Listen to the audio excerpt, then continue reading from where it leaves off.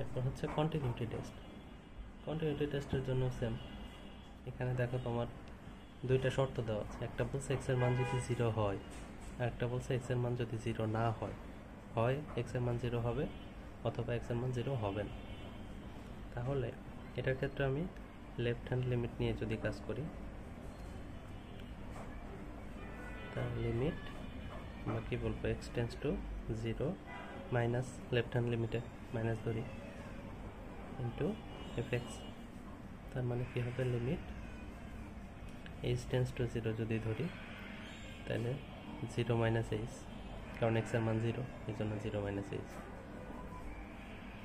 তাহলে কি হয়, লিমিট এইচ টেন্স টু 0, তার মানে 0 মাইনাস এইচ, এটার মান অবশ্যই 0 হবে না, 0 সমান হবে। এইচের যে কোনো যদি ভ্যালু থাকে 0.001, 0.01, যে কোনো ছোট্ট ভ্যালু থাকলেও এটা 0 হবে না, অন্তত 0-র চেয়ে ছোটো হবে, কারণ এইচের যে কোনো মান বসালে এটা 0-র চেয়ে ছোটো হয়ে যাবে। এই জন্য এখানে শর্ত কোনটা মানবে, এটা এক্স নট ইকুয়াল 0, তাহলে এই ফাংশনটা বসবে। তাহলে এটা হবে e to the power 1 by এক্সের জায়গায় বসবে হচ্ছে 0 minus H divide by e to the power 1 by 0 minus H plus 1। তাহলে আমাদের হচ্ছে limit H tends to 0, H tends to 0, এখানে থেকে e to the power 1 by minus H divide by e to the power 1 by minus H plus 1। তাহলে limit H tends to 0, না H tends to 0 না, এইচের মান বসাই দিলে দেখো এটা এইখানে যদি বসাও, ক্যালকুলেটারে বসাইলে পাবা যে e to the power 1 by 0 বসাইলে এটার মান 1 হয় না, 0 হয়, 0 ডিভাইড বাই 0 প্লাস 1। এইচের মান যদি এখানে 0 বসাও, সাইন্টিফিক ক্যালকুলেটারে বসাইলে দেখবা e to the power 1 by 0, এটা সমান হচ্ছে 0। তাহলে এখান থেকে আমি মান পাচ্ছি প্লাস 1, লেফট হ্যান্ড লিমিটের মান। এরপর হচ্ছে right hand limit. Right hand লিমিটের লিমিট এক্স টেন্স টু 0, এবার প্লাস একইভাবে এফ অফ এক্স, তার মানে লিমিট এইচ টেন্স টু যদি 0 ধরি তাহলে এটা কি হবে, এফ অফ 0 প্লাস এইচ হবে। তার মানে 0 প্লাস এইচও যদি হয় তাহলে limit H tends to 0, 0 plus H মানে কি, এটাও অবশ্যই 0 সমান হবে না, 0-র চেয়ে বড় হবে। মানে এইচের যদি যে কোনো একটা মান বসাও, ছোটোখাটো যাই হোক, বড় হবে। সেক্ষেত্রে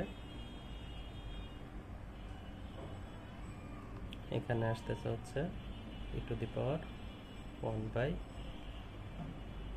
0 plus H divide by e to the power 1 by 0 plus H plus 1। আচ্ছা, এখানে 0 বাই সামথিং, এটা তো 0 হবে, এটা ফুল লিখছিলাম, 0 হবে এটা, কারণ 0 দিয়ে 0 বাই 1 মানে তো 0ই।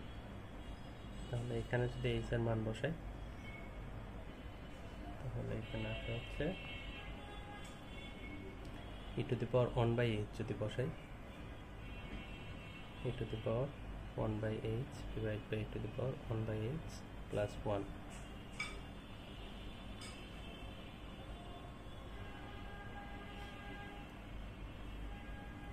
সমান। আচ্ছা,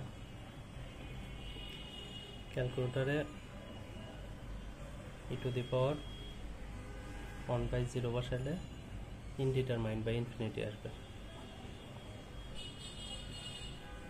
এই জন্য এটার ক্ষেত্রে আমি e to the power 1 by H আছে, এটাকে e to the power 1 by H দিয়ে ভাগ করব, নিচেও same, plus 1 divide by e to the power 1 by H. তাহলে এটা কাটলে 1, আর নিচে হচ্ছে 1 plus e to the power minus H, এটা উপরে উঠলে e to the power minus H হয়ে যাবে। তাহলে এখানে থাকে 1 ডিভাইড বাই 1 প্লাস, এখানে বসালে তো 0, তাহলে এটার মান আসবে 1। সেম কাহিনী যে এখানেও e to the power 1/h minus h দিয়ে ভাগ করবো, ভাগ করলে উপরে থাকবে 1 আর নিচে থাকবে 1 plus e to the power minus h। এটার ক্ষেত্রে লেফট হ্যান্ড লিমিটে 0 আসে, রাইট হ্যান্ড লিমিটে আসে 1। এই জন্য এই ফাংশনটা কন্টিনিউয়াস না, কারণ left hand limit right hand limit আলাদা আসছে। এখন কোনো ফাংশন কন্টিনিউয়াস কিনা সেটা চেক করার জন্য আমার লেফট হ্যান্ড লিমিট এইটা সমান রাইট হ্যান্ড লিমিট এইটা সমান f(0) হতে হবে। এই তিনটা যদি সমান হয় তাহলে আমরা এটাকে কন্টিনিউয়াস বলতে পারবো, আদারওয়াইজ এটা যদি না মিলে তাহলে সেটা ডিসকন্টিনিউয়াস।